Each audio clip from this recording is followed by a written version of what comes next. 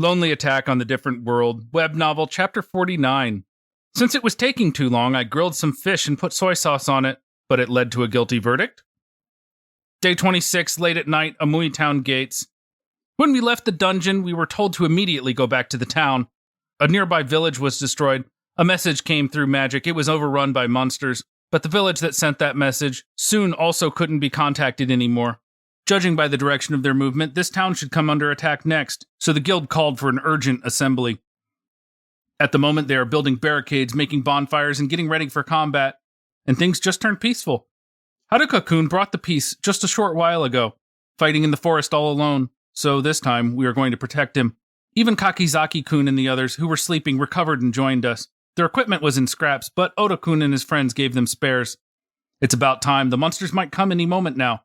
Or rather, they're a bit late. The guild was working on intercepting them since this morning. On the walls on top of the gate stood the daughter of the local lord in full battle gear. That says a lot about the seriousness of the situation. The very existence of the town seems to be at stake. But we are here. Haruka-kun saved us, trying to throw away his life. Sorry for being an idiot. Probably wasn't about Kazaki-kun and the rest. But were actually meant to be the last words of Haruka-kun. Everyone understands that. And everyone knows that we were protected by him. That, once again, we couldn't do anything. That we just left him for dead. But he came back. And for some reason, even he himself wasn't fully content with coming back. Yet, he'd returned. That's how little he thought of his chances to come back alive. He was already planning to die there. And we were useless again. Unable to defend anything. We couldn't save anyone. We were just getting protected and rescued over and over. Even though we became stronger. We couldn't protect what we wanted to protect the most. Back then, everyone thought that we had lost him, but Haruka-kun managed to save even himself. And in turn, saved us from that regret. All by himself, and he came back to us. So this time, it is our time to protect. Using the strength that Haruka-kun gave us, this time it is our turn to save others. Just like he did for us. And we will protect him as well. He might do just fine even without that, but he still doesn't understand that he is not that strong. He acted as usual, but he probably was badly hurt, so he must have had wounds all over his body. There is no way that he was unharmed. The enemy was someone who tore off Kazaki-kun and the others' limbs, and he took a lot of attacks. For our sake, there is no way that he is fine. Even so, he came back, acting as usual, saying that he is back. So today, we are going to protect. At least so Haruka-kun can rest without worry. That's all we can do. Luckily, Haruka-kun is not an adventurer, so he was not summoned. It bothers me a bit that Kazaki-kun and the others said that they had not seen him, but I hope that he will allow us to protect him. At least for today. After all, after receiving so much, we still haven't paid him back at all. I hope he will allow us to protect him, at least while he is healing his wounds. And yet, no monsters in sight. But instead, Haruka-kun just showed up. Why are you having a campfire by yourselves? Why are you leaving me out? Is it because I'm a loner? While I was hungry and tired, you were having a barbecue? After I proved my innocence through the fruitcake, I wanted to have a barbecue as well. If you are going to bully someone, why not just settle with the geeks? I mean, we finally got them. Why only me? I'm so hungry. Looks like he's hungry? Barbecue? Haruka-kun, it's not like we are leaving you out. This is not a campfire. It's dangerous here, so please, pass through the gates, okay?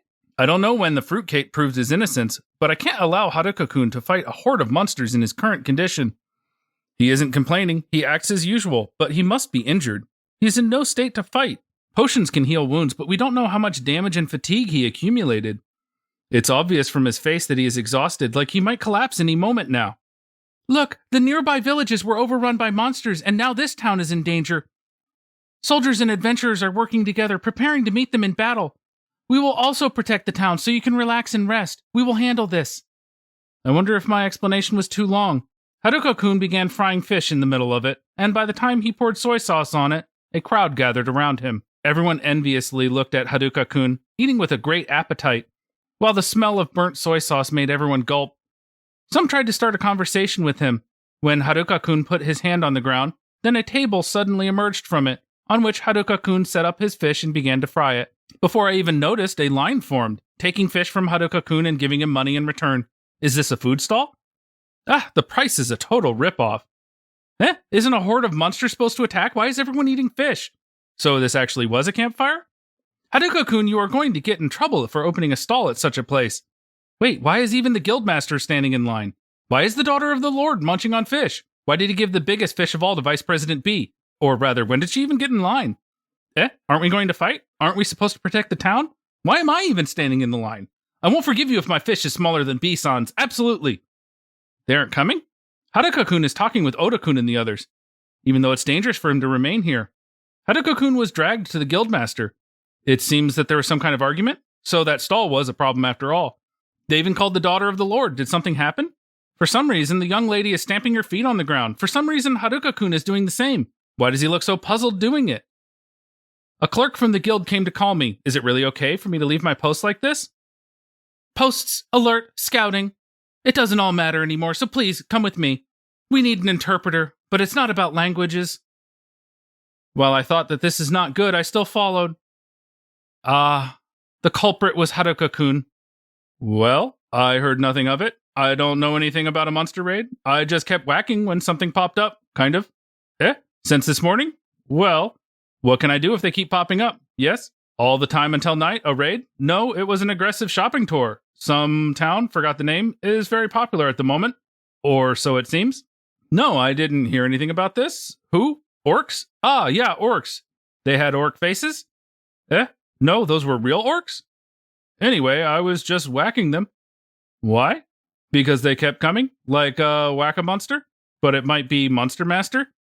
So I just kept hitting them all. But there was no prize in the end. So I'm the victim here.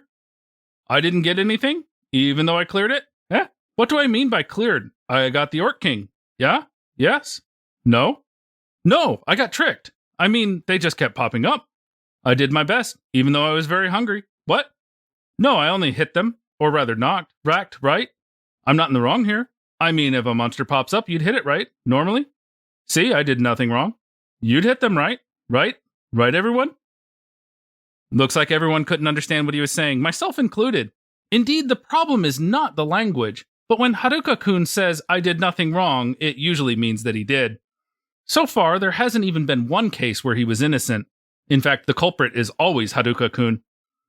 By the time the sun began to rise, we headed to the scene of the crime, which the culprit described in his testimony.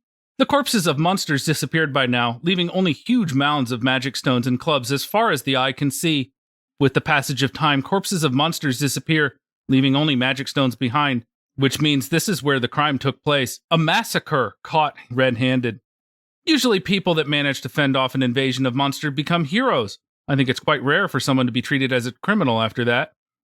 But there is no room for excuses. After all, he fried his fish as if nothing happened, and he earned a huge sum of money, selling it at an outrageous price. And then, also, there is the element of recidivism. He is a repeat offender, and yet he has no remorse at all. Verdict? A sermon, as expected.